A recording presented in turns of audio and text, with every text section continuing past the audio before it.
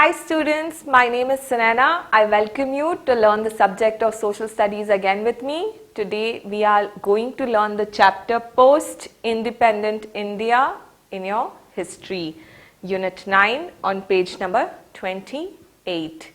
Students, we have got freedom from the British rule. We are joyous, but there are also a lot of troubles India as a new country is going to face. And in this chapter, we will be learning about what are the problems that came with independence and how we face these problems. So in this chapter, students, we will learn the following things: effects of partition.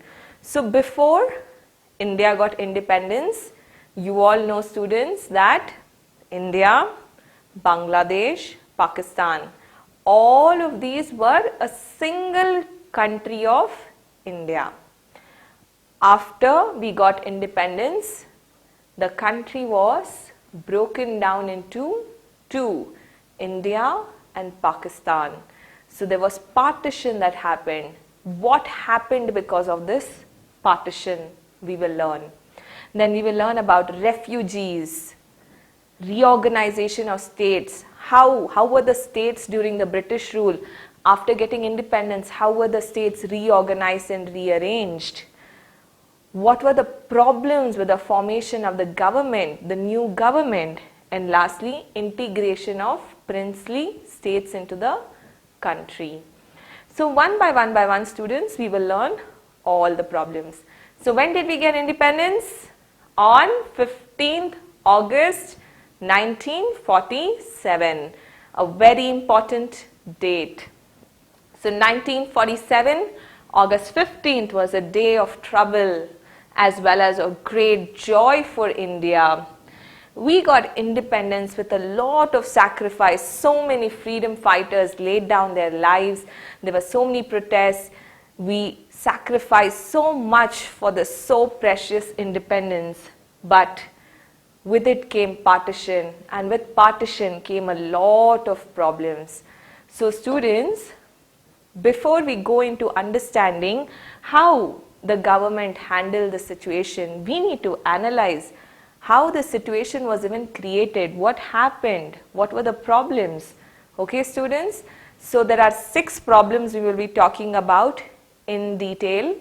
From examination point of view, you should know to write in detail about all of these 6 problems. Okay, students? Let's begin learning. First, the partition of the country had led to a lot of problems. Now, a lot of people want to move from India to Pakistan, and a lot of them want to move from Pakistan to India. So the country was burnt in communal fire. The difference that you're a Hindu, you're a Muslim was on a very high note where people were fighting and killing each other. You all may have seen a lot of movies that cover the situation and the incidents that took place because of partition and the communal violence that took place. Millions of people from both the countries tried to choose their future. Some wanted to leave Pakistan and come to India. Some wanted to leave India and go to Pakistan.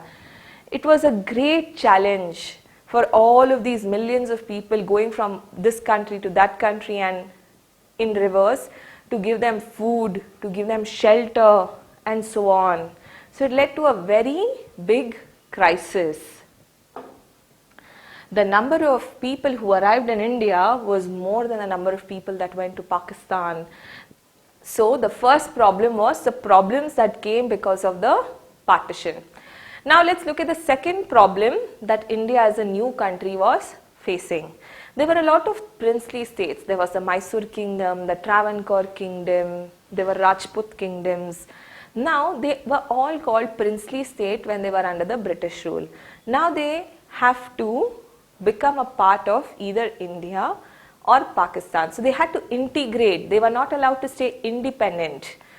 So the integration of these princely states was another major problem. So the integration of princely states into the federal structure of India was a very big problem. There were how many princely states at the time of independence? 562 princely states. most of the states, after showing, they were hesitant, like reluctant, they were thinking in the starting, but then they agreed to join India. But some princely states like Kashmir and Junagadh in the north and Hyderabad in the south, they didn't want to join the structure, the federal structure of India. So, who is he? Sardar Vallabhbhai Patel, the Iron Man of India. He took the responsibility that I am going to unite everyone. Sardar Vallabhbhai Patel took this challenge and won success. He was very successful in protecting the internal security of the nation, and he took the task to unite, to integrate all princely states and make one unified country of India. So the third problem we had is, so the partition had damaged the economic system of India. So much of business, so many industries, trade, everything was affected. Economically also, we were at a very, very poor state. We had to revive trade, commerce, industries, so that there could be stability. So this was the third problem. The first problem was of communal violence and partition. The second one was related to the integration of princely states. The third is the economic problems because of partition. Because the colonial power had abused the resources of India for more than 2 centuries, 200 years. Students, we've learnt about Dadabhai Naoroji's drain of wealth theory. So let's do a quick recap of what this theory was all about. So, the British used to take raw materials from India. For example, they used to buy cotton and take it to Great Britain. There, they would convert the cotton to cloth and come back to India and sell it at a very high price. And they would never let Indians to manufacture cloth on their own or set up industries. So they were forced to sell raw cotton and again forced to buy the finished product. And the machines were so evolved in Great Britain that even if Indian handmade goods wanted to compete, they could not match the perfection of the machine-made goods. So because of this, Indian industry suffered like anything and they went through a lot of losses. That's called the drain theory. They took away all resources from India, and 200 years of British rule had made the country very, very, very, very poor. Now the fourth problem that India as a new country was facing is it had to create its own constitution, and after that it had to find stability. There are so many people, there's so much of diversity in India. A constitution that suits each and every one had to be made, and it had to provide stability because India was a new democracy, a new republic.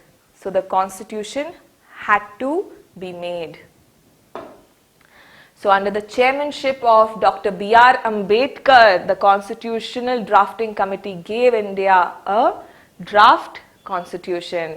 It was accepted by the Constituent Assembly and it gave India a very unique constitution. This enabled the strengthening of the executive. Now the fifth problem that came was we had just got freedom. India had to protect its freedom and see to it no foreign power comes in again.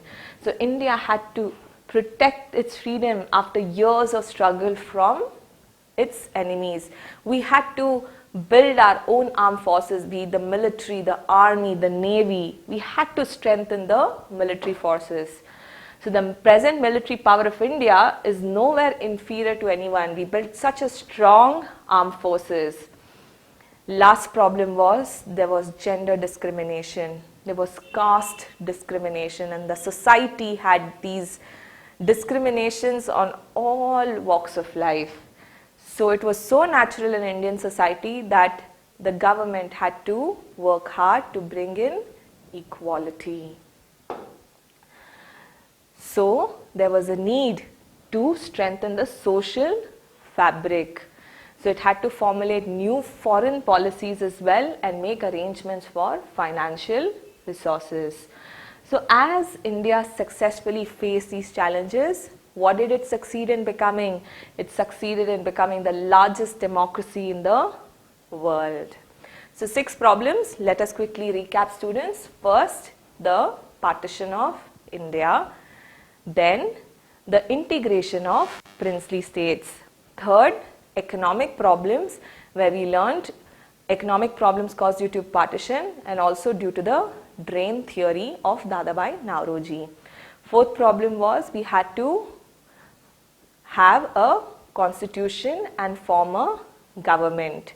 Fifth problem was India had to protect its freedom, so we needed to have our own armed forces. And the last problem was the problem of gender discrimination and caste-based discrimination. Now students, let's move on and learn about what exactly happened. What is this communal violence that took place during the partition? It is said that people have lost more lives in communal violence than in wars. What is the meaning of communal violence? Extreme intolerance because of religion. Oh, you're a Hindu, you're a Muslim. Just because of that, they will end up killing each other. The clash that takes place on the grounds of religion, the meaning, children, is very important. So communal violence is a clash that takes place on the grounds of religion, and it creates panic in all societies. That is communal violence. India has also experienced a lot of incidents of communal violence. India is a country of many religions. It had to become a country of different religions due to numerous invasions. So we were under the Mughal rule, they were Muslims, then we had the British rule, they were primarily Christians. So India was exposed to a lot of religions. But the break that, oh, you're this religion, you're that religion, the root of this lies in the British's divide and rule policy. They always wanted to create that differentiation. They would treat Hindus and Muslims differently so that they would never unite in the freedom struggle against the British. That is the root cause of all communal conflicts. With this, religious suspicions entered public life, leading to communal violence. Hindu-Muslim clashes took a nasty turn, and it led to communal clashes and untold miseries later, like partition. So India was partitioned in 1947, and North India, especially along the border, it had to face a lot of violence. Lakhs of Hindus and Muslims died in communal clashes. When India was celebrating its independence in New Delhi, Gandhiji was where? He was in Noakhali, and he was meeting all the victims of communal violence, and he was counseling them. And Nehru, who was the first Prime Minister of independent India, he was settling his administration on the basis of priority, and his main priority was to calm the communal violence that emerged. And he aimed at making India a secular nation. Students, what is secularism? Secularism is where the country has no religion of its own. Everyone is allowed to follow whatever religion they believe, and there is a lot of unity and religious tolerance. So India is a secular country. Students, the communal violence that took place during the time of partition made India adopt secularism in the constitution itself. So incidents helped India, these incidents of violence, it helped India to adopt secular principles in the constitution itself. During our freedom fight, students, there were two leaders like Maulana Abdul Kalam Azad and Khan Abdul Ghaffar Khan. They opposed the idea of Pakistan. They were very strong that we will become one united country. But even though they opposed the formation of Pakistan, the partition still took place. So even now, students, though in the constitution we have the values of secularism, a lot of communal clashes have continued. There are international angles to communal violence. The Constitution of India says that whatever religion you follow, that's your personal choice as an individual. The country doesn't force you to follow a particular religion. So India tries its best to remain a secular country, in not just in the constitution but even in the spirit. So students, I hope you understood the depth of the problem of communal violence. You all should understand what is communal violence. Because of communal violence, what step did India take? We took the principle of secularism very seriously and we adopted it. Now students, we look at the next problem that India faced as a nation, refugee crisis. What is the meaning of refugee crisis, students? So let's say a lot of people left Pakistan and came to India. We have to provide them with food, shelter, basic necessities, because they have nothing. They would have just got a few belongings that they had from Pakistan when they came to India. So these problems are called the problems of refugee crisis. So soon after partition, refugee crisis became a huge problem. Millions of people tried to find future in either of the country. They had to leave their native places and move towards the place where people from their religion were a majority. So let's say there were more Hindus in India, then they had to leave Pakistan and come here. And likewise, around 6 million refugees arrived in India. Look at the students, look at the way they swarmed the trains to come to India. It ballooned in the beginning, but by 1951, most of the refugees from West Pakistan were taken care of. So students, there was West Pakistan and East Pakistan. So break, I need to show them what is West and East Pakistan. Students, this is undivided India. After partition, there were two countries, India and Pakistan. Pakistan were also two. This is West Pakistan, this is East Pakistan. Okay, so when we talk about refugee crisis, we will learn about the refugee crisis from 2 points of view. One, refugees coming from West Pakistan to India and how was it handled, and East Pakistan to India. In 1971, East Pakistan became an independent country of its own called Bangladesh.